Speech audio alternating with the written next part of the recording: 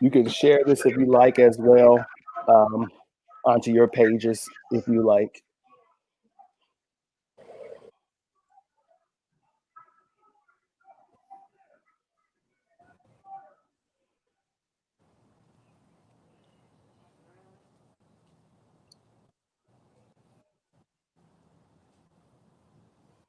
All right. Good evening to all logging on this evening.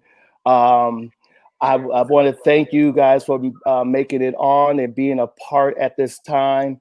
Um, Even though this is so different and it's critical times within our nation right now.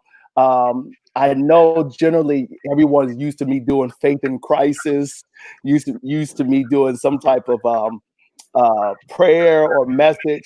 But I felt that it was so important to, number one, have some good dialogue with some people that I love dearly.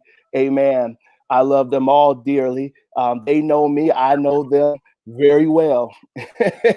And during this time in our nation where we're seeing so much going on within the racial barriers and the different cultures, um, I believe that it is the proper time, to do this. And here it is. We all have different perspectives, but when we come together, we can understand one another's culture a lot better. And how can we work together and be of a good assistance, or just be able to help further the movement, or help further your unity within this.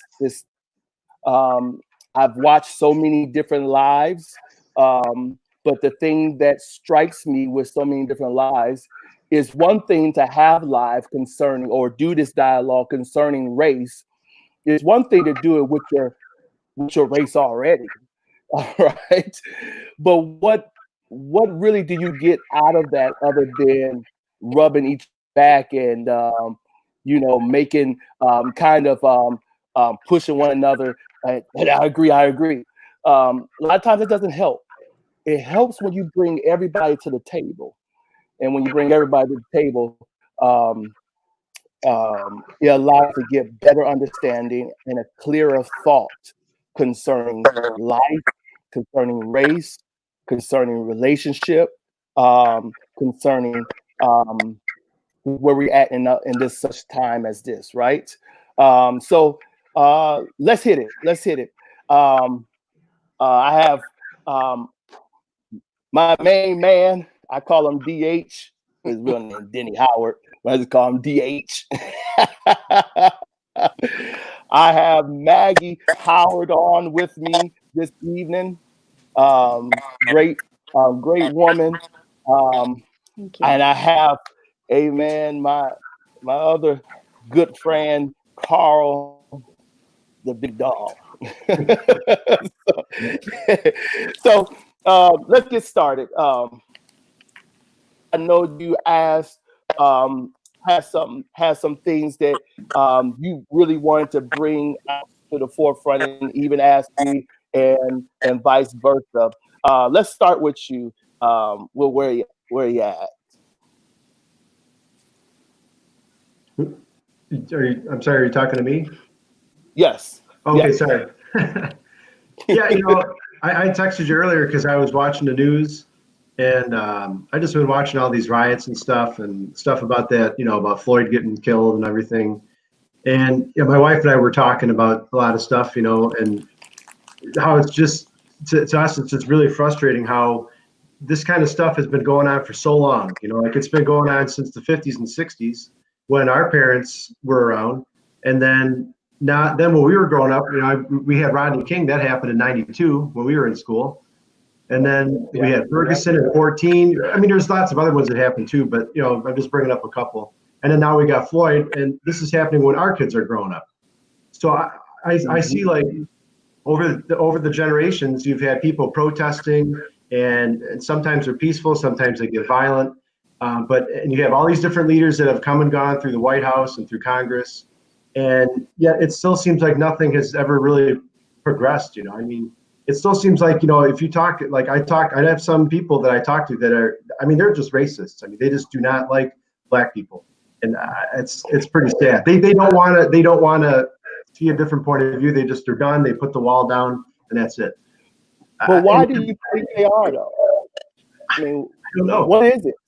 I know some of them, what they'll say is they say that the problem, their version is that the problem is that there's no acknowledgement of in the black community that there could be a problem inside the actual black community themselves, where hey, people are shooting themselves in these various communities and stuff, and they'll say there's an outrage over Floyd, which is rightly so. But then we heard about a story in Detroit where a little 4-year-old boy or girl, I think it was sitting in her living room and got shot from some idiot that was shooting his gun off out there in the neighborhood, and the girl died. And that's sad too. But like what I guess they don't understand, what is the difference between that person, that poor little girl that died, and Floyd that died? They're both lives that should not have been lost. But why is one cause a whole country to spark into an outrage, and the other girl, it just shows on the news, it passes, and that's it. That's one of the things. I don't know.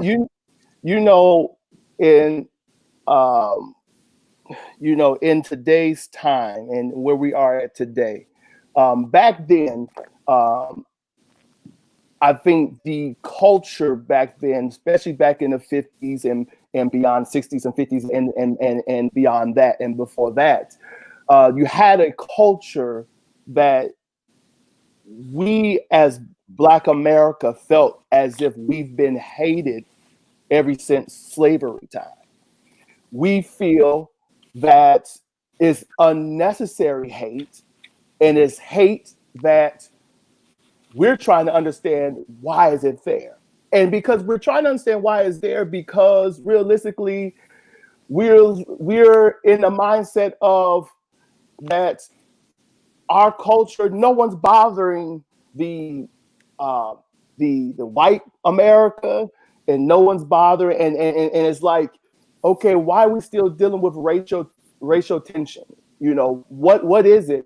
Because a lot of Black America is like, hey, we just trying to do our own thing, trying to better ourselves, but it seems like every time it's always something or someone trying to pull us back and trying to keep us from entering in and into the success that we want. And where it's so many different levels that we're fighting, whether it's for race, whether it is for gender, we're fighting. So it's crazy because we're trying to figure out, where is the hate coming from? Why is it there? What did Black America do to deserve or to initiate this type of hate? Nothing. Yeah, I don't get where it comes from either. I don't know. If you don't mind, let me interject. I think it's something that you're raised with. It's something that starts in the home when you're little. Yeah. I was raised by an immigrant mother from Malta, and my father was from this area, and they taught me as a young child, you take people for who they are, right? Based on their character, based on who they are, regardless of race, color, creed, whatever. And that's how I was raised. So I've never had any type of racial despair towards anybody. I judge you on who you are as a person. Yeah. And I think, in today's age, I don't think that's taught in the house anymore. Mm-hmm. And reasons being is because you don't have the households that I grew up in the 70s. You don't have both parents in the home. You have a lot of single parent households, and the kids aren't being taught how to look at the world and how to look at other people. Mm-hmm. You got one parent, and the parents trying to pay the bills, trying to make ends meet. So let me ask you this then. because what we're encountering is we're seeing the youth actually understanding how to respect other race, but it's the parents of the youth that is trying to continue the hate. Am I off by saying that? I believe I'm about 100% off. So I would think that in today's age, you know, that you see that a little bit more, Ace. You're right. Yeah. You know, however, I think that you're molded as a person in your youth from your parents and the people your parents surround themselves with. Yeah. You know, I agree. I'm a believer in that. You know, and I also believe that you know, you're taught things in childhood that you carry for the rest of your life. Mm-hmm. You know, and if you're taught bigotry, if you're taught to dislike somebody because of the way they look, that's something you're going to carry with you for the rest of your life. You know, if you're taught at a young age. You know, I wasn't taught that. My brother wasn't taught that. You know, I judge people on who they are as people. You know, I don't care what you look like. You're good to me. You're good to my people. I'm going to take you in. Yeah. You know, I think kids get that so much these days because of the circumstance of a lot of single parent homes. A lot of, you know, I coached football for 20 years and had a lot of inner city kids play for us. And I will say this, you know, if our football teams were 60-40 black to white ratio, the 60% of the black kids on our football team came from single parent homes. There were very few that came from two parents in a home. You know? And that happened a lot with the white kids as well. I mean, you grew up in Melvindale, A's, you know the demographic over there. Yeah. And you know, so I think that, you know, we never had racial tension on our football teams ever, because we reached an environment to where we're all in this together. We're all in here for a common. So then we're looking at is we look at a generation to where, and I'm gonna be as transparent as possible, right? On this. Do it. When I first arrived, Carl, in Melvindale, it was one of those places that you did not see many blacks at all. Oh, yeah. Do you know what I'm talking about? Nope. In your time, you're at. It was as if, huh? We had maybe 10 black people in the school. Maggie was the homecoming. Exactly. Listen, the year before, I graduated in 1993. First off, I digress. My parents grew up in Detroit. My father was first generation. He came from, well, I'm first generation. My dad came from Latvia, okay, which is between Estonia and Lithuania. He's a white man, right? He didn't speak English when he came here. And when he got here, they said to my grandmother, because he was moving into the inner city, watch out for the black people. This is the first thing my dad heard at 5 years old when he came. And my dad looked at my grandmother and said, are we going to see purple people too? I mean, he was 5 years old. Like, he had never seen a black person in his life. He didn't know they existed. And my grandmother was like, just shut up. You know, just do as I say, whatever. Yeah. Well, my mother went to school in Detroit. She was one of 7 kids, okay? Irish Catholics. Her mother was from France. Her father was from Ireland. My mom was the captain of her basketball team at 5'4" in Detroit at a predominantly black school. I mean, it's just kind of, I was raised with just, we love everybody. Like, just treat everybody, you know, we treat everybody the same. And I'm fortunate in that respect that my grandparents, I mean, they loved my gay friends, my black friends, my Mexican friends, my Chinese friends. Like, you know, everybody was always welcome in my house as long as they treated me well. Well, yeah, I was the homecoming queen in 1993 at Melvindale. But in 1992, our homecoming queen was a black girl. And she was probably one of 6 kids that were black in our school. But she was cool. And that's, you know, she was cool to everybody. Everybody liked her. She was a good person. She had a great personality, great athlete, good student, kind to everyone. And she literally fit right in. And that's why she, was chosen. But I don't believe it's primarily the responsibility of being a single parent, being a double parent. I do think that makes a huge, obviously, if you don't have a constant parent there, that's an issue. But we took God out of our schools years ago. We stopped praying in school, and that's a huge problem. When you say, oh, we got to separate state and Christianity, come on. I mean, you stop praying. Now, I coached cheerleading for years. I started cheering when I was 8 years old. Of course, I coached at Melvindale as well. The last time, actually, I saw Denny before we met again and got married was 1994, when I was coaching the JV cheer team. He was coaching the varsity football team at Melvindale High School, and then I moved out west. But I have prayed with every team I've coached. I've never had a problem. When I moved out west to Arizona, my sister was a teacher out there, and she said, you got to be careful. These kids out here, their families are different. You've got Mormons, you've got, because it's territorial, your religion, based on how your migration of your people. And I said, I'm going to pray with my teams. And if a parent has a problem with it, I shouldn't be coaching their kid. I'm praying for their safety.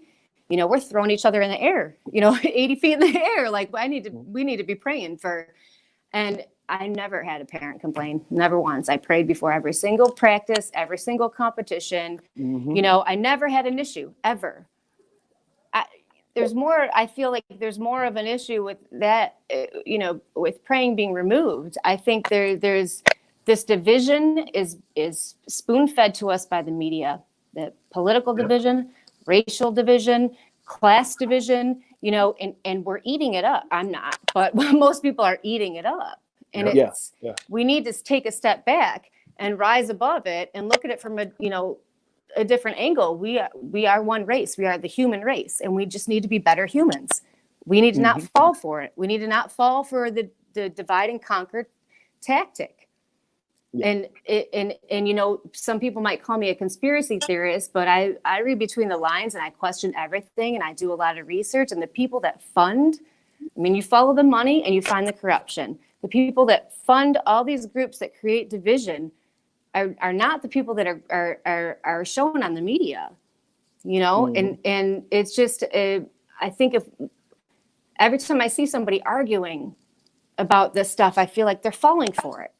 They're being gullible. Like, we need to rise above it. This is not it's not a political problem. It's not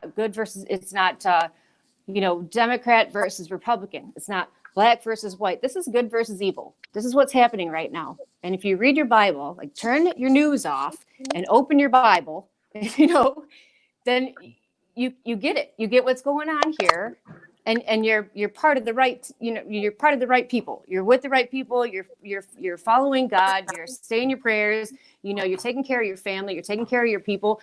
I just think that there's more good people than there are bad in this world. And there are a lot of people that can't be bought. And integrity is more valuable to me than any dollar amount. If somebody walked in my house right now and said, I'll give you, $5 million if you pretend to hate this black guy and beat him with a hammer on the head. No. You know what? It's funny because people called me crazy after September 11th, but when I was I've been a flight attendant for 22 years. So when I started flying, September 11th was 2011. I started flying in 98. So I told my family and friends, we need to pray for these terrorists. And they thought I was crazy. How could you, why would you pray for they're evil? I said, they need prayer more than anybody else. The people that are committing these crimes need more prayer than anybody else in the world. They're deluded. They're brainwashed. They're following Satan. They need prayer more than anybody else. And people think I'm crazy for saying that, but it's just, in my opinion, if we all started to pray against the evil, which is what we all really need to do, is when we all rise up above it and we rise up the collective of everybody around us, Yeah. So I don't think it's just this versus that versus that. I just think it's good versus evil. And I think if we all just kind of see it, and instead of just our own individual experience in life, if we just rise above it and see how everybody's being affected by everything, you can really kind of see the puppet strings, and you can see who's running the show, And you can decide, no, that's not the narrative I'm going to follow. That's not the life I'm going to live. You know, I'm not going to hate anybody. I'm not going to divide, you know, I'm not going to take sides. No, I'm just going to love everybody. I'm going to pray over everybody. I'm going to pray with everybody, and we're going to unify. And that's what they're afraid of. That's what the people that are trying to create the division are afraid of, because as a collective, we are stronger than that. You know, we are. Mm-hmm. There are more good people than bad in this world. There really are. But you're given a small snippet of these evil people and the things they choose to do and and it's all driven by greed. I mean, if you look at the 7 sins, you can find, you know, I mean, come on.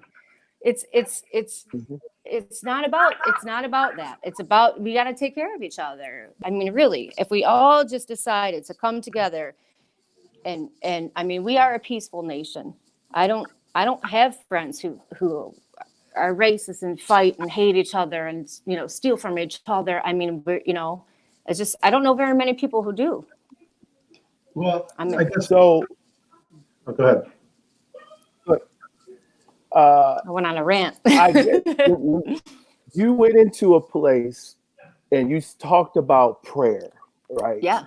And you talked about how, you know, how prayer has really aligned you and you utilize it. But as a pastor, I'm gonna be honest with you. Okay. As a pastor, there's a lot of folks that's in churches that pray and still racist. Yeah. Let's be honest. Let's be real. There's some folks that wake up on Sunday, eat their breakfast, go to church together as a family, and but spew hate and hate of any culture, the Black culture, the Hispanic culture. I believe culture. It's conditioning, though. I believe it's conditioning. They're conditioned, and just like I tell my daughter, when she was a little girl and she went to school, I said, if there's 50 kids in the class, you find 49 of them are mean, you find the one nice kid and you hang out with that kid, because who you hang out with, you act like. Even adults do it. You got to be really careful about who you surround yourself with. You know, energy is infectious. What you send out comes back to you. Every religion teaches that. What you send out comes back to you tenfold. You know, you got to be real conscious of what you send out. You got to be discernment about the people that you hang out with.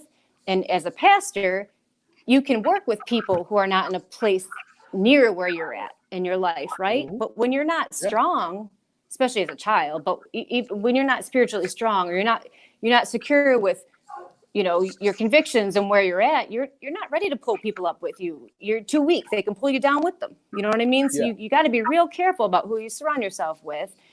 And you know, like I say, energy is infectious, and you just got to be real careful about stuff like that. So I get it. I mean, so they're going to church. They're going through the motions, or maybe they love God and everything, but they're conditioned. They're socially conditioned, and it's the same with the mainstream media. They're conditioning us. They're brainwashing us, and we need to be able to break away from that and figure a way out of that.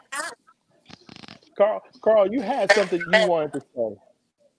Yeah, I was gonna say, you know, I agree with a lot of this stuff here, and you know, I agree. Like, I know there's people out there that, you know, they're just set in their ways, and they don't like Black people, or they don't like white people, or whatever. I mean, and I guess, you know, for me, like, my opinion, it's like, you know, we can do all this stuff and talk about it, but like, we need like some leaders or something to come together and bring everyone together. Say, okay, look, here's some leaders from the Black community. Here's some leaders from the white community. Here's some leaders from the church, the local churches, and maybe some actual, like, some government leadership would be nice, and actually talk about the stuff and say, look, we're going to do something. We got to do something. We can't keep doing this for another 60 years. Okay. What can we do? What steps can we take to get together and sort all this crap out? Because it's ridiculous. We're still protesting and killing each other over the same crap that we were doing 60 years ago. To me, it's pathetic, you know. It's very disgusting, and it really pisses me off, because you see this stuff on the news all the time, and I got to explain it to my kids, and my kids are like, you know, why did they kill that Black guy? You know, Why are they pulling that guy out of that truck and beating on him? Why are they pulling this guy out and killing him in the street? Why is this happening, Dad? I don't know. I don't have the answers. It's like there's this rampant hatred around everyone. And it just, you can see, like, I never realized it, okay, that there is so much frustration pent up with people. And it's right there. It's ready to come up.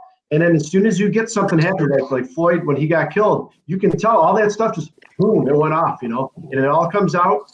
And we gotta sort it out before that happens. You know what I mean? I don't know what the answer is. I don't know. I mean, I'm telling you my point of view because I grew up, went to school at Melvindale with Azriel, and I grew up in Allen Park. It's mostly white there. I grew up with mostly white people, so my perspective is not that wide, but I know what's going on is not right, and I guess I just don't understand. I know my point of view, and I know a lot of people that I are friends with and work with and what their point of view is, but I don't fully understand different points of view. And I think that leaves me where I don't really have the knowledge to understand what's going on. I want to learn and I want to help, but I don't know how. You know what I mean? I just don't know what to do. I think you have to start with the mentality. Here's the reason why I say the mentality. When I first came to Melvindale, they did not. It was almost like, hey, brother, where you coming from? You know what I'm saying? Like, who are you? I remember being a teenager, riding on my bike and getting stopped by couple of the officers, trying to figure out, hey, where you live at, And over time, it became, a little bit more looser, right? And over time, people started to kind of get used to me, and then start playing sports, and that kind of shaped me within the city, right? And to be honest with you, and let's take this a little bit further, because Melvindale mentality has started to shift during my time being there. And I think it started to shift because I believe that, and DH probably can contest to this, can confirm this as well. Sports a lot of times brings us together. I hate to say it because it shouldn't be, but a lot of times sports bring a nation together. You know what I'm saying? But during my time there, I think with me being somewhat connected into the community somehow within the sport aspect, it brought a little bit more people's views to look at African Americans a little bit different in Melvindale. It was almost realistically, let's say it was considered as an all-white city. Yeah. But when you go down that to a city called Allen Park, you were, as a young black man, you was more apt to get pulled over in Allen Park than you were in Melvindale. Absolutely. Because their mentality never shifted. Can I tell you something? I grew up in Allen Park. I grew up on I grew up on the northern side, so I went to Melvindale High School. But when I was a child, I went to the summer camps and played sports for Allen Park kids. But when I went to high school, I played for Melvindale, which we had quite a rival. I mean, they had a hard time with me at halftime when I walked over to the Allen Park side to say hi to my friends I grew up with my whole life because we were such rivals. Had a hard time with toting that rock. And this isn't even like racial, but so when I lived there, my parents bought their house when I was 2 months old. I'm the youngest of four. So I lived there till I was 19. I moved out, and I want to say I was probably 30, 35 years old. And my parents sold their house. And my mother knew who bought the house because she was on a bowling league, and a teacher friend of her that she bowled with said, "Oh, my friend bought your house, this teacher." And my mother knew it was a black family that bought the house. They had 2 little girls. My mom was just happy that they had children because they had built a dorm around. It was 4 bedrooms. They put a lot of work into the house. So she was happy a family was moving in to enjoy the work that they had done to the house. Well, when they went to the closing, you got to go away because I'm getting feedback from you. I'm sorry. Sorry. Denny too close. So when my parents went to the closing, the agent said to my parents, the family that wants to, I'm still getting feedback, babe. I'm outside. All right, he left the house now. I'm still getting feedback. No, I'm just kidding. so go along. So the agent told my parents, the family that bought your house, the people that bought your house want to meet you. Would you like to meet them? And my parents said, oh yeah, we'd love to meet them. And the agent looked like this, and he shut the door behind him, and he said, I just want you to know that the family that bought your house is black. And I told you, my mother and father grew up in Detroit. My mother was angry. She was very upset that she used this agent, that he was getting a commission off of her. What do you mean? And my dad looked at my mom, and he looked at the agent, and he said, is their money green? Bring them in. I mean, but that was Allen Park, and my parents were pretty much outraged that was the mentality, and that, that's how it was in this area. But it comes across as if, as a black America look at, are we a threat to white America because you don't understand us, or because it's a jealousy? Because here it is. I remember back in 98, 99, the most old racist Allen Park, and I can say this. Go ahead. Because it's my truth. Old racist Allen Park. I guess hated me for a long time. I remember Denny telling me. I know where you're going. Denny told me, huh? You know where I'm going? I know where you're going. Yep. Denny told me back in 98, he said Allen Park has created a tackling dummy with your name on it and a little other stuff. And some more stuff I ain't gonna get into. Yep. And I said, no, they didn't. He said, hey, Wood, I'm not lying. Now I had to take Denny up on this because I'm the type of person, I got to see it for myself. I guess I got to see it for myself. So I left Melvindale one afternoon. I think Calhoun was with me. I believe Calhoun was with me and someone else. Which one? Because I babysat all those kids. That's a lot of them. Which one? Because I babysat all those kids. Yeah, that's a lot of them. Yeah. All right. I believe it was Mark and those kids were Dan, I believe. A handful. Yeah. It was a lot of them. I think he might be on live stream. But we went there,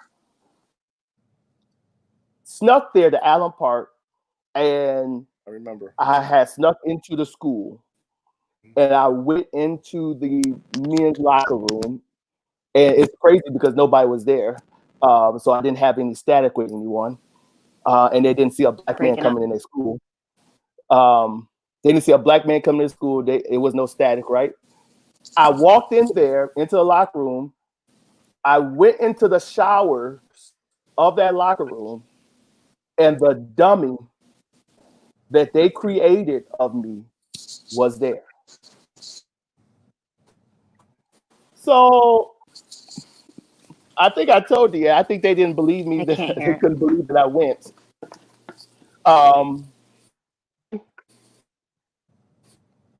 Can y'all hear me? Yeah. Yep. You hear me? Okay, good. Okay. So I went there. I couldn't believe this. And I said, how can one city have so much hate for one African-American teenager? Yep. And it was far beyond a sport. It's hate. When I used to have to play against Riverview, it was hate. Because I remember them tagging And every time I got tackled, they called me the N-word every time I got tackled. Really? Well, neither. Wow. Oh yeah, man. Oh yeah, man. Oh man. I didn't know who was worse. Was it Riverview or was it Allen Park? I was hated for no reason. I was hated because I was a black man, and number one, they was never around blacks and hated blacks for no reason as well in those areas because blacks didn't go to those areas, Riverview or Allen Park. Let's be honest. Yeah. You had more of a chance coming through Melvindale than you did going through Allen Park, Legan Park, and Riverview. Yep. I'm just being honest. That's really sad. I also think the hatred, towards you A's was because you were better than everybody else. Yeah. You were better than everybody else. And they didn't like a black kid being better than their white kid. Mm-hmm. You follow me? You understand what I'm saying? Yeah. And I think that was an issue with it as well. And again, I firm believer in it's how you're raised. It's what you're taught. Mm-hmm. If you're taught to think, what? It's something that you're going to think like that. It's true. Something you just said. They did not like me because I was better than their children. That's right. Black America feels the same way. Like we are hated because in some places or in some things that we do, it's almost as if it's a jealousy that either we're doing a better job at it or we becoming stronger within our skill set and it's become a threat to white America. That's how we feel. And that's jealousy, one of the 7 sins, like I said. Yeah. Right? Yeah. Pay attention. Your Bible, you start to pay attention. These are the things that divide us. Mm-hmm. They're the things we need to work on. And there's too much pointing the finger at everybody else. So what you're not doing right, what you should be doing. You should be doing this. I a Facebook page for female flight attendants who work for my company. There's over 8,000 women in there. And one of them made a post today. There's 6 of us that moderate it. There's one black woman. The rest of us are white that moderate it. This girl made a post today that was Black Lives Matter. And it was kind of combative, the way she worded it. So the black girl of the moderators responded to her and said, honey, sister, I feel you, but you need to reword this because it's not going to be well received. I think we lost her. Oh, there we go. We're back. It's one that's posted about it. So we're not denying posts for it. You're just the first one. And so, then she was kind of upset that she had to reword it to make it positive. And this is not about, it's a negative experience, what's going on right now. You don't have to be more positive about the experience, but you want to invite an open conversation with people of all races. You need to approach it of looking at the solution instead of focusing on the problem. So what we did is she said, we need you to unify with us. We need you to come forward. And the white girls are like, we want it, but we don't know how. And we don't think it'll be received properly. So tell us how. So she ended up posting all these links of ways to get involved, peaceful protests, things you can do, and it just invited this really great open conversation for everybody, but I just think everybody's focused so focused on the problem and not the solution. And if you start focusing on the solution, you're going to get better results, and when you approach it in my way I see things, like I said earlier, is if you rise above it, take yourself out of it, take your personal experience out of it and look at it as a whole. And if you see a dividing agenda, fall for it. You're not arguing with people, not fighting with people. You say, what can I do to make this better? What can I do as a white woman to make this better? because we're tired too. You know, we're tired of it too. And we're tired of being seen as being racist people when we're not racist people. You know, and just because I'm white doesn't mean I'm racist. You know, just because you're black doesn't mean you're a criminal. You know, it's ridiculous. I mean, let's start to focus on solutions here. You know, I grew up in Albandale. Obviously, you know that, Ace. And I didn't have a lot of exposure to black people until I went in the Marine Corps. And when I got in the Marine Corps teaches one thing: a Marine's a Marine. It's a brotherhood. I don't care where you're from. I don't care what your background is. I don't care what color you are. A Marine's a Marine. And that taught me, that reinforced everything my parents taught me growing up. You're all the same here. You're all the same. I'm gonna jump in a fighting hole and I'm gonna fight with you if you're black, Mexican. I don't care what you are. You're a Marine. Because there is no black, there is no Mexican, there is no Asian in the Marine Corps. There's Marines. Yeah. That's what you have. You have Marines. Willing to fight, willing to die for one another. Yeah. And that carries over to the civilian world, and you look at people and you don't see the color anymore. You see a human being. You see a person. That's the narrative we're You see a kid. So going back to my original point I made about 45 minutes ago was that you're taught, you're conditioned to think a certain way. And if you're taught and conditioned to think one way, that black folks, Mexican folks, they're bad people, that's how you're going to grow up and that's how you're going to think. And then you're going to teach that to your kids because that's all you know. But if you're put into situations to where you work and play with and be around and depend on people of color, that's what you take away from that. People who are different. I can depend on a man of color to have my back in a firefight because he's a Marine. And that translates into the civilian world. Look. You understand what I'm saying? You're conditioned, right? You're conditioned to think a certain way. You're raised a certain way. You know, and I am a firm believer, and I stand strong in my opinion of if we had better parenting on all aspects of race, to be more accepting, to be more understanding, and to open up a little bit more, I think this world would be a lot better place. Because kids are going to grow up to understand that it ain't about the color of your skin. It's about who you are as a person. Right. Yeah.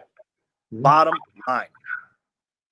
You know, there's good white, there's bad white, there's good black, there's bad black, so on and so forth. Yep. It's a character.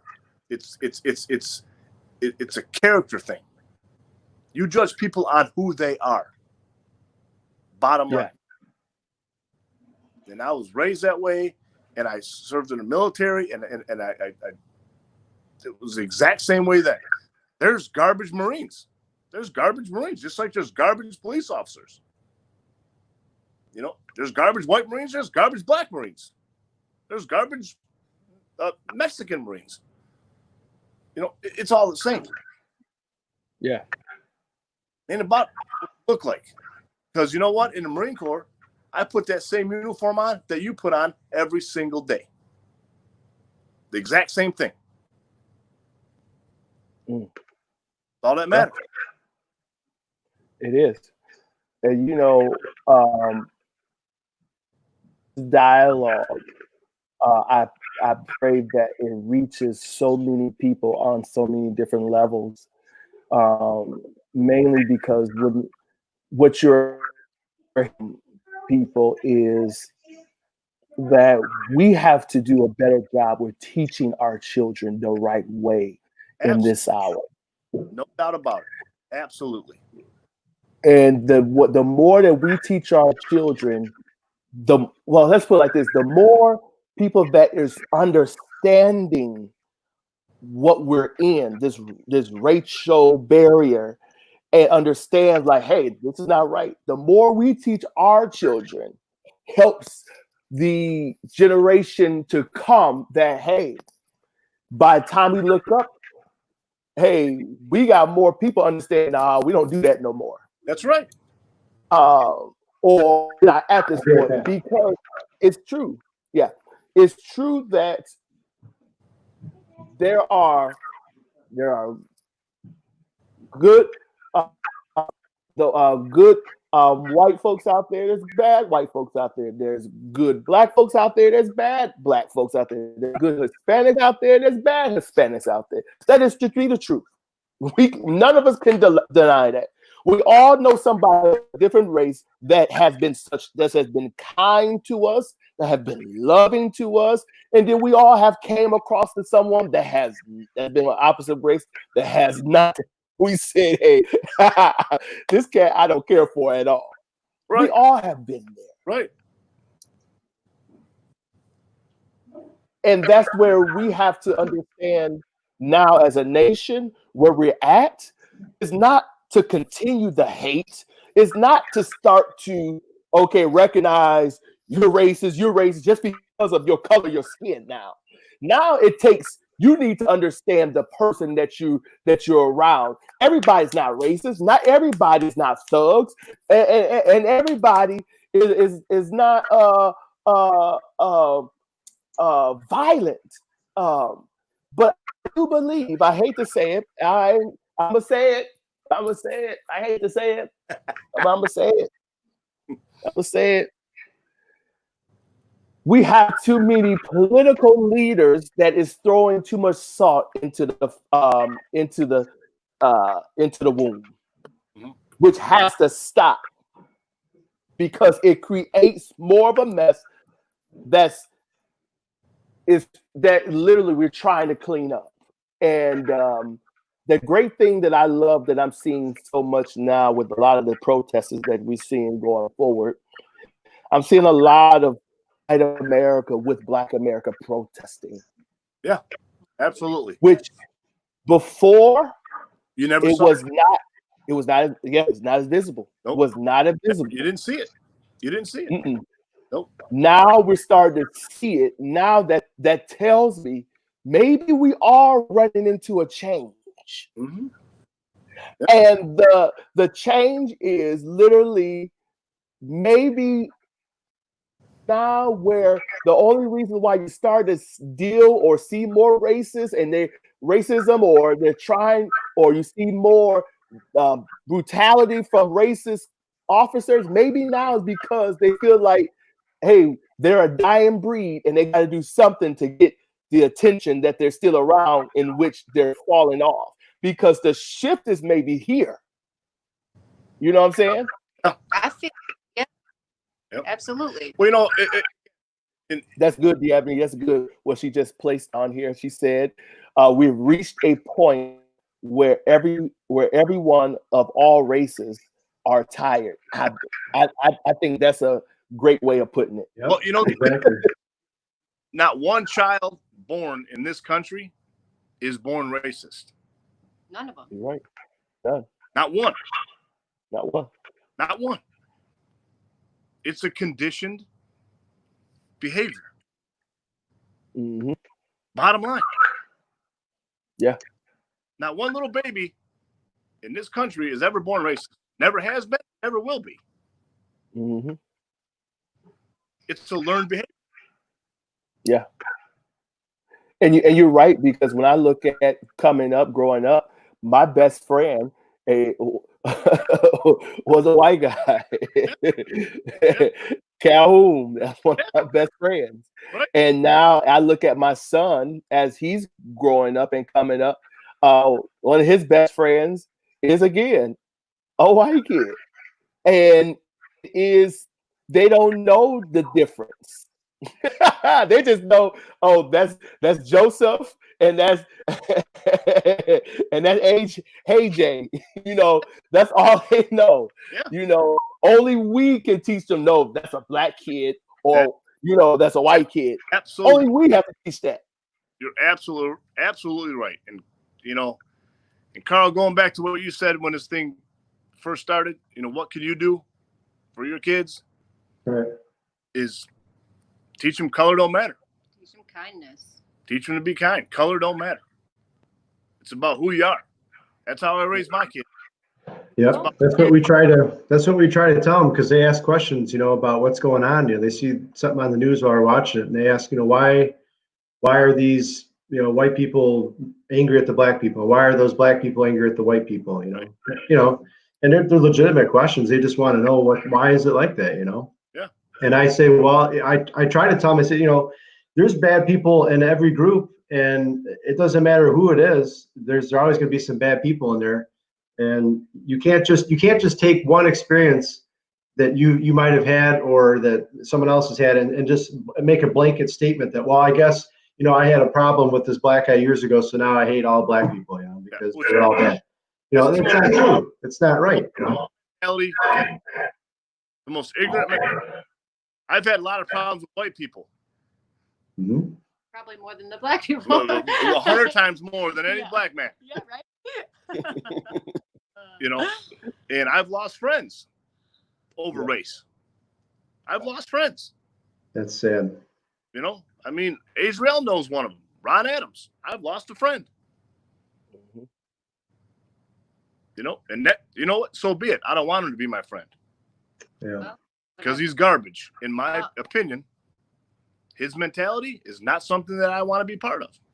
That's called discernment. That's You when know? you turn away and you pray for him and keep your distance.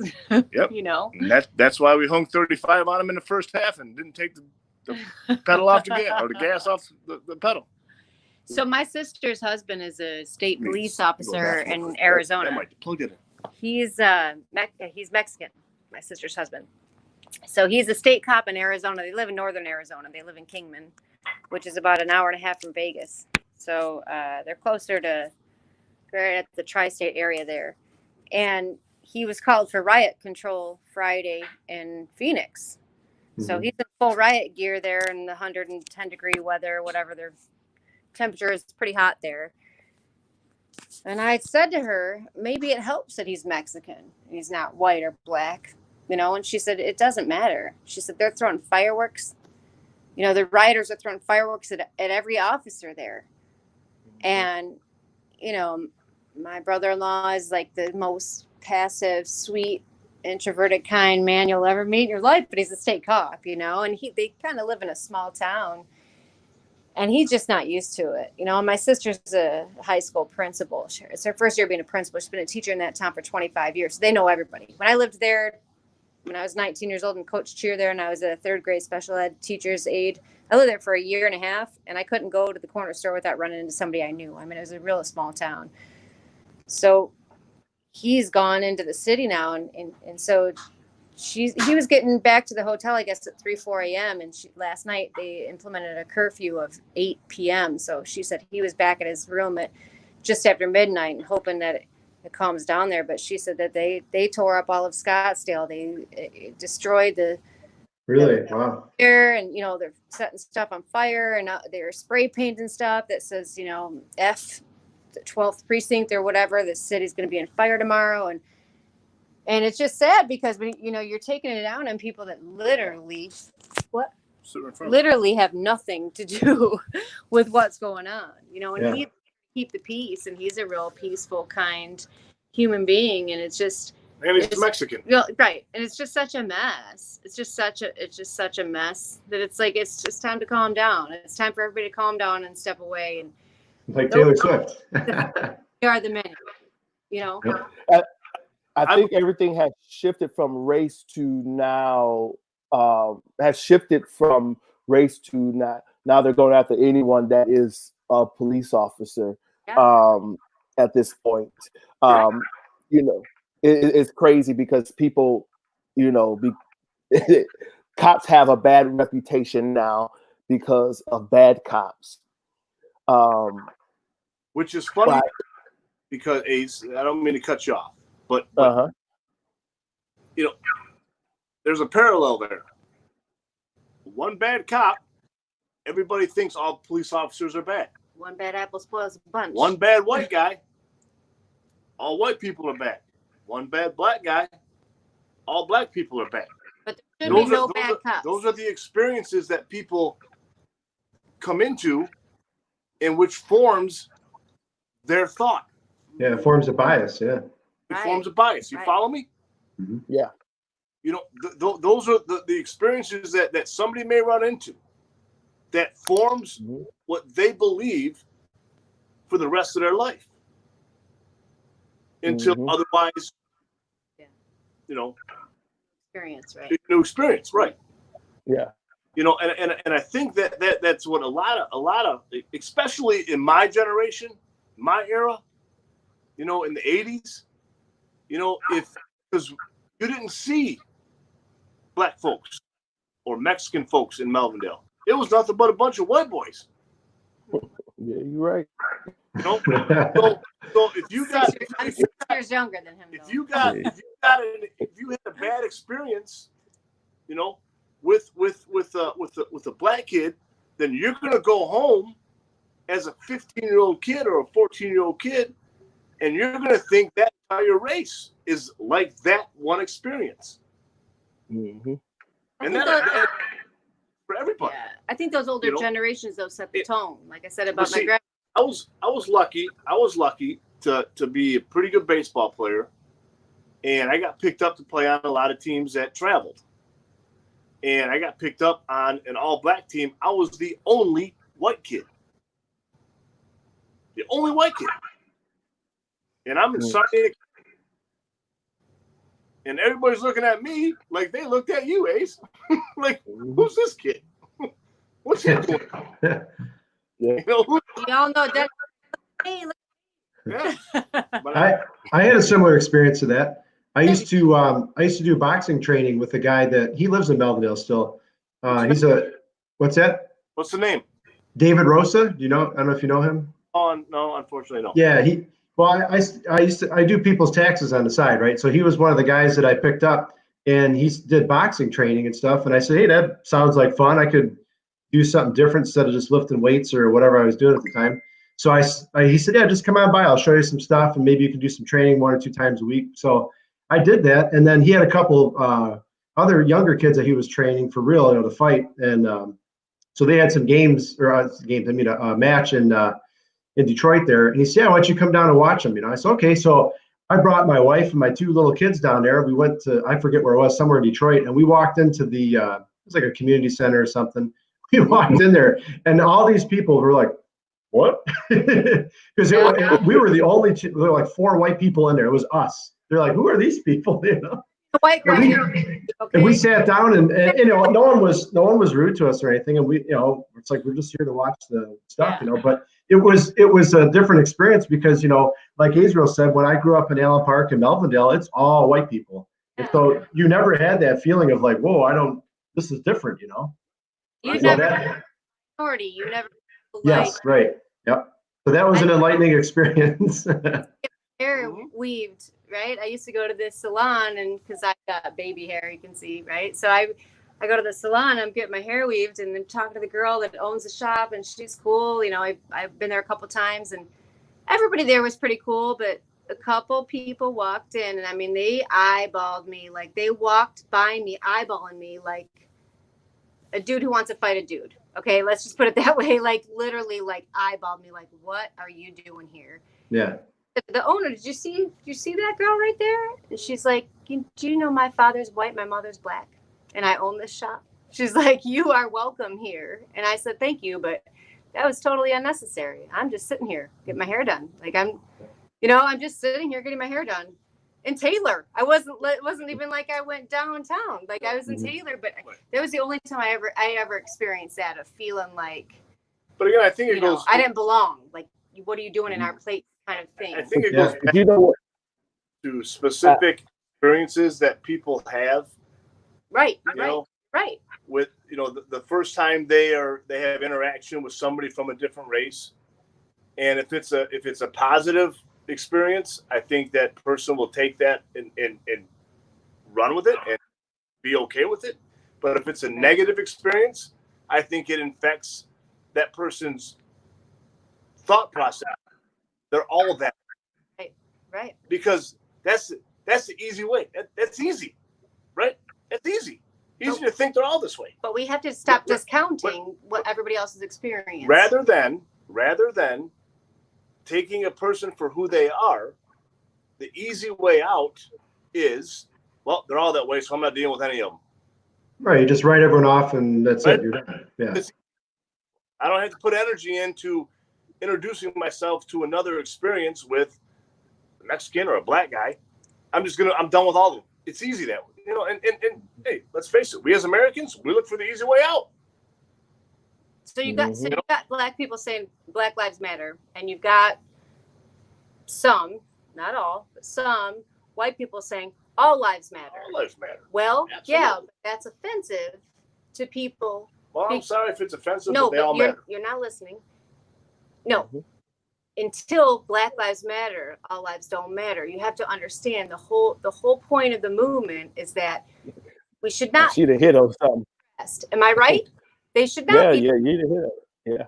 So we should all be saying Black Lives Matter, just like we should all be saying cops' lives matter. Just because that one white cop, he doesn't represent all of us. So why should my brother-in-law get firecrackers thrown at him? He's done nothing wrong to anybody.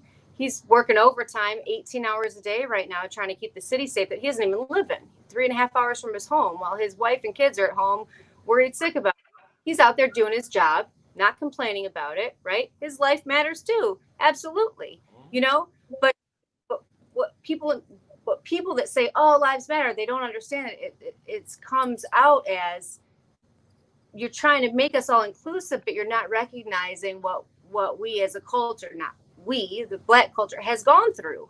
Yeah. You know what I mean? And yeah. I think, and it is because, just like Denny said, it's because of experience. It's because of the privilege that they've had, and they haven't been exposed to that. And so that's why, like I told you earlier about the group that I run, you know, we try to invite open conversation about it because it's about educating each other. It's about, you know, if you rise above the divide and conquer agenda, you realize, like, if we're fighting, we're divided. So if we can have this open conversation to each other and respect each other's experience has been different, and respect that each other's life has been different, and maybe have a little empathy for one another and what we've been through, you know, individually and as a culture and as our families and everything, then we can just choose to, you know, I get where you're coming from. I'm sorry this is happening. I don't agree with it either. I'm with you. You know, let's stand together. There, like we said earlier, there are way more of us than there are bad people and racist people. Yeah. And we can open minds and hearts to unify, you know, to come together. Because you know what, you hit it right on the privilege. And that's where the African American community gets so frustrated because white America is like, hey, you know, you got the same amount of opportunities that we have. Yes, but no, we don't have the privilege. It's certain things we still cannot do, or, you know, we're gonna have some issues. You know, when I get pulled over, you know, we get, as a Black culture, you would never know how it feels to get pulled over and trying to figure out, are you doing the right thing? Or are you going to say the right thing? Or is something going to happen? You get so worried to where you tense up and you like, you just don't know. You know, and I think white America would never experience that. And, you know, you never experience having to, you know, move to a neighborhood that you're maybe the only African American, and you got neighbors, you know, harassing you concerning every little thing because they really don't want you there. You know, you never experience that because realistically, I'm gonna be honest with you, as an African American, if a white American come into the hood, as we call it, let's put it out honest, come into the hood And if you come into the hood and if you cool, they're going to welcome you in. Mm-hmm. But it's not the same for Black America coming into white America's territory. Because Sometimes you don't get welcomed in properly. Because, sometimes you don't want it there. Because the white community has been conditioned to look at the black folks as a bad type of people. Yeah. You understand what I'm saying? And I'm going like because of the television that is controlled by the no, white man. but I think I'm speaking from when I was a kid. Okay. You know, you didn't see this kind of stuff on TV when I was growing up in the 70s and the 80s. You didn't see that. You didn't see none of this. Rodney King. No, Rodney King. What year was that? Rodney was in the 92. But what you were taught is who you became when I was a kid. Mm-hmm. What you were taught in your home is what you believed. So if you had parents saying that this, that, and the other are bad, that's what you're going to believe. Yeah. And you're going to move on. Your kids, and you're going to teach that to your kids. And it perpetuates itself. Yeah. It's a hamster running in the wheel. You know, it doesn't stop. It's time to break the cycle. So, but now I think that this generation is starting to break that cycle a little bit. Mm-hmm. You know, it's starting to you know, it's not a bad thing to have, you know, a graduation party where you have white folks, black folks, Mexican folks. Where when I was a kid, if you had a graduation party, they're all white people. Because that's all you've seen. That's all you were around. You grew up. That's where you grew up. Yeah. Now it's a little bit more integrated. Yeah. And believe it or not, Ace, Allen Park's got black kids in our high school now. What? Yeah. As a matter What? Hank was best friends with this kid who plays college baseball, I think, at Wayne State. He's graduating this year. They were seniors. Well, they went through school together. Super kid, man. Super kid. Got a baseball scholarship and played at Wayne State. He's graduating this year. Yep, from Park. What? Yep. Wait a minute. Y'all come to tell me, listen, we on Facebook Live. Allen Park, y'all gonna let black folks come up in there? Oh. Yep. Jesus is coming back. Right, but yeah, that's you know, because we all get along. The kid is an awesome kid, man. He is a top shelf kid. What are you doing? You know, just a lot of fun to be around. You know, I've been around him many times. You know, but you know what, DH? I would say this though, man, is it takes one person to make a change. That's right. In every area. That's it right. takes one person to make a change. One person. Listen, because now that you said that, let's put it like this.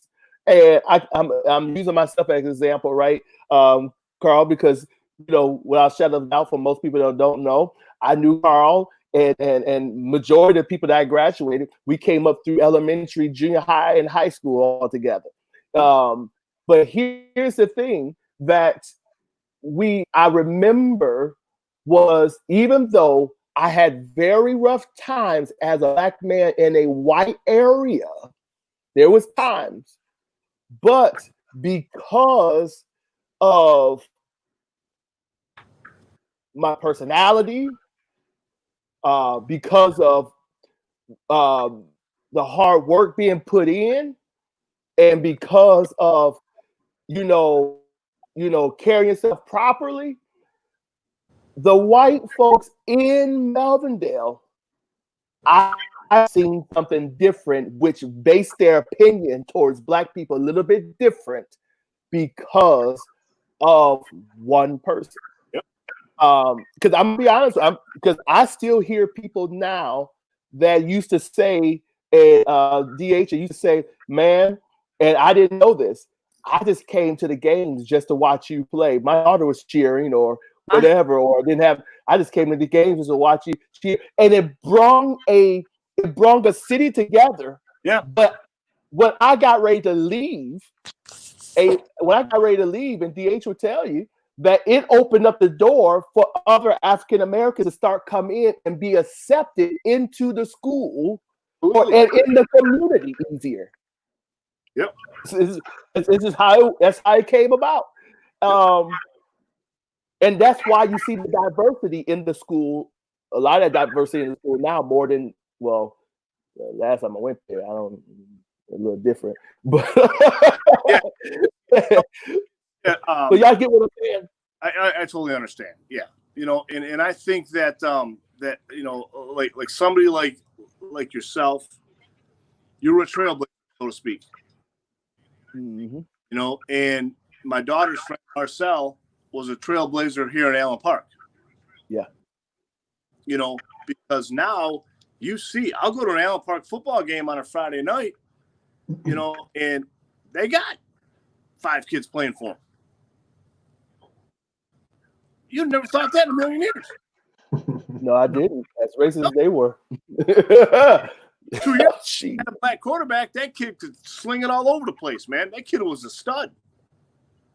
Very, very good football player. You know, so again, goes back to that experience. That one experience you have, like you said. You know, and Marcel set a great example in that school. And now they're more accepting. They're more accepting. Like you did at Melvin. The community was more accepting. If every kid's like Azriel Woodson, that, you know, come on. And I'm not talking from an athletic standpoint. I'm talking about from a personal standpoint. Yeah. The bottom line is responsible for ourselves and the way that we raise our own children, and you know, that's just the bottom line. And if every single family, it doesn't matter if they're a single parent or not. I mean, I was a single mother for a while. My children are kind. They're kind people. They're good people, you know, to a fault. You know, they don't have discernment about who they invite into the home. Like, you gotta, you know, make sure you're a little careful. You know, I just think if we all take responsibility and accountability for ourselves and make sure that we are being kind, we are teaching equality, and we are, you know, not kicking God out of our lives, then, you know, it will multiply. It will spread. Mm-hmm. I mean, many times tonight that, you know, we are greater good outweighs the evil every single time.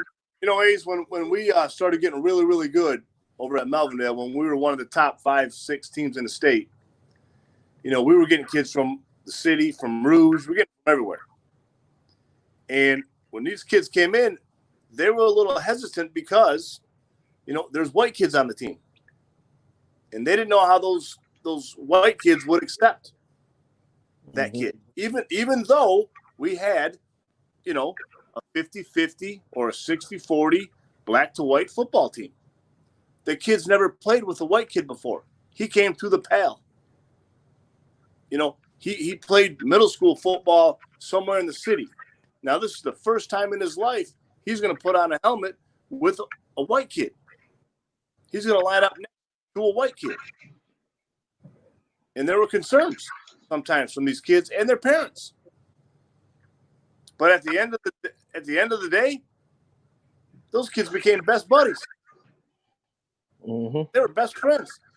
Our locker room was pure harmony, and that was one of the most proud moments of my life. All the championships we've ever won, all the kids we sent to college, to walk in that locker room on a Friday night at 10 o'clock after we just beat somebody, and you got a 278-pound white offensive lineman trying to learn how to dance from a 160-pound tailback. That's a black kid. You know, the smiles, the hugs, the love, parents, everybody. It was one big happy family. And that's what I'm more proud of than any championship or any, like I said, any kid that we sent to school. That's what I'm most proud of. I would sit in the back of this big old locker room we had back there with a smile on my face, just laughing. Mm-hmm. Just laughing. You know, and then when we did lose, we lost in the regional finals, lost in the semifinals, how the kids would hug each other and bawl their eyes out. You've been there before. Mm-hmm. You know, and you got white kids and black kids hugging each other with both their tears running down both their cheeks. That's special to me. That meant a lot to me.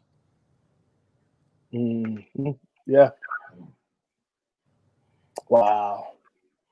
You know, as we get ready to, you know, end now this dialogue, to everyone that is on here. Huh? You see my mom? She's commented. Brother Howard's on. Yes, I did. That's my girl. Hey, that's my girl right there. Yes, yes, sir. But you know, we're on here now, and the purpose of this, everyone, is to heal the land, and to help heal the land, and to help understand one another and see the frustration, but also see the change that's coming. Because a lot of people are saying, "Oh, ain't nothing changed."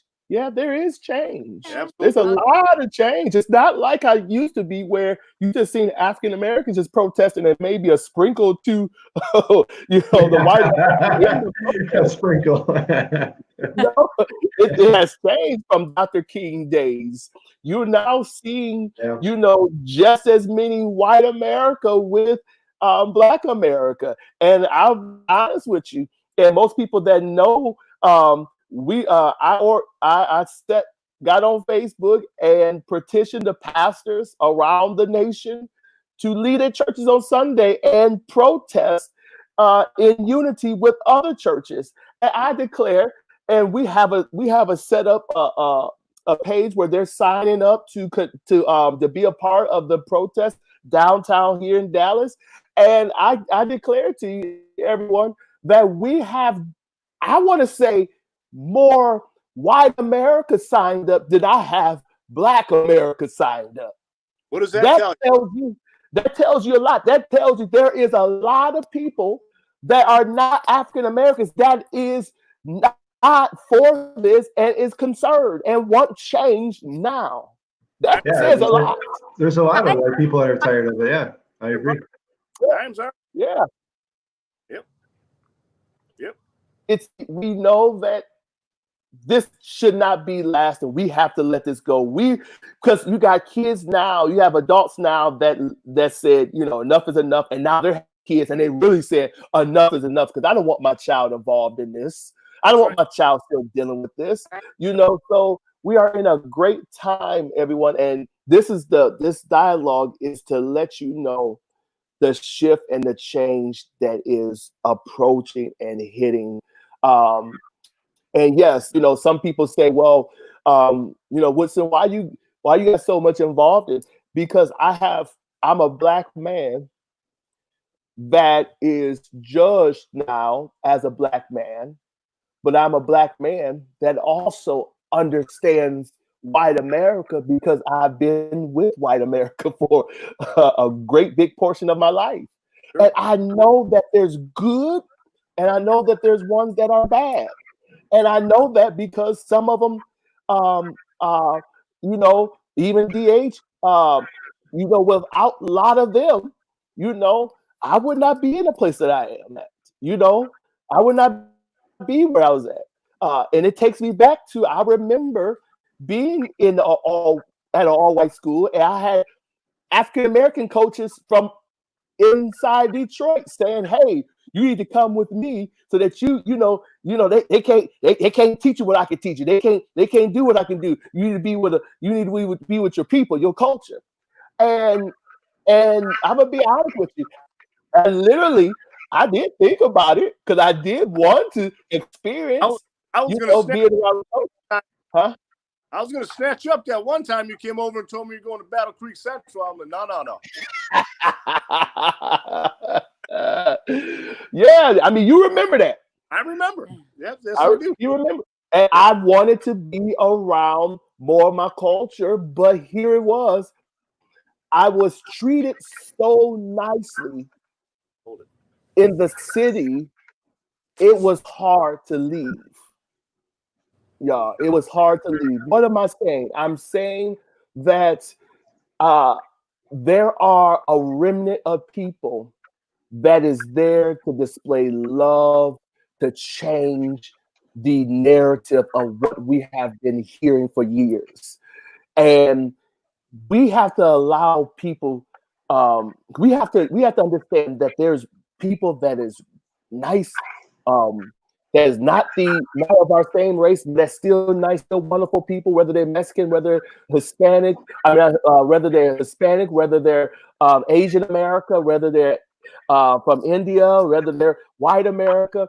We got to understand that there's good people in every culture, and we can't be biased. We can't. I'm a pastor of a multicultural church, so y'all, and I believe that I have a multicultural church because of my upbringing and how I was able to position myself in learning the different cultures and the differences, right? And so before we end out, I'm gonna give each person a last thing they want to say to the people before we close it down. Carl, you want to go first? Yeah, I don't really have I guess a big closing statement right there. I just wanted to, I felt like I needed to do something, like talk to some different people, get some different perspectives, and just get a different point of view other than this the garbage you see on TV and the media, and the same old stuff that I always hear. And I think if people kind of get together like you're doing here, and you have a dialogue with people that's civil, and you're not doesn't degrade it to something derogatory and calling names and all that kind of crap. If you can talk to people rationally and civil, and I think you can keep going and make, like you said, make more change. Go forward. Yeah, yeah, yeah. I agree. Even though it's easy talking to y'all because it's not like y'all enemy. I have seen everyone on here is like family, so I think we wasn't going to do too much arguing, if any. So, DH, you got something you want to close out? Last time I yelled at you, you probably fumbled or something. Man, I did. Yeah, I did fumbles. Not often though. You did fumble. Oh man. Yes, sir. So y'all, we're going to close it out, and I thank everyone for coming on. But I'm going to let's pray before we leave, because I just believe that we need to close this thing, seal it with a prayer at this time. Father God, we thank you because God, you have brought us together to give us clarity, to uplift one another, to bring unity in this time of uncertainty within our nation. And God, we pray that you would be the God of peace in our land. I pray for covering over every protester, Lord God. I pray that covering over every officer, Lord God. Bring them back to their families, oh God, in one piece. I pray, God, that yes, we shall raise our voice and let the people know that change need to come. I just believe, Lord, that you have caused this in the nation, and allowed this in the nation, I should say, so that the nation can finally heal and come together. I believe that healing is coming into the land. I believe that minds are being changed. I believe hearts are shifting. I believe mentalities are being moved in a special way. And I thank you, Father, because of who you are. And God, I pray, God, that you would bless, Lord God, the Dawes family, Lord God. I pray for blessings amongst the Howard family. And I pray blessings among God, that is in representation on here this evening. God, we ask you right now, God, that you, God, would get the glory for this. Oh, God, we give you the glory for allowing us to do this. And God, we lift your name up on high because you are Lord of our salvation. And we pray right now, God, that you would bring peace again and you would bring us, Lord God, closer, not just as a community, but even closer to you in this time and this hour. And we thank you, Father, in Jesus' name. Amen. Amen. Listen, thank you guys for making it on. I hope this won't be the last. But it's good seeing each and every one of you because some of y'all I ain't seen Carl and since we graduated. Since 99. Over 20 years. You didn't Long get what time. age now. And I haven't seen DH in God knows when. So it's a blessing to be able to be in the midst of y'all. What's that? I said, we thought you were just going to preach tonight. We didn't know what we were getting into when we went on live, so we had no idea. So it was good. Good. Oh, I preached yesterday kind of hard. I had to take a break today. I had to take a break today. Yeah, good to meet you. Yeah, Yes, nice sir. to meet you guys. Yes, sir. All right, well, Yes. brother. Yes, God bless you all. I'll check you guys later. Bye-bye, Facebook friends, for later. Okay, see you later. Bye-bye.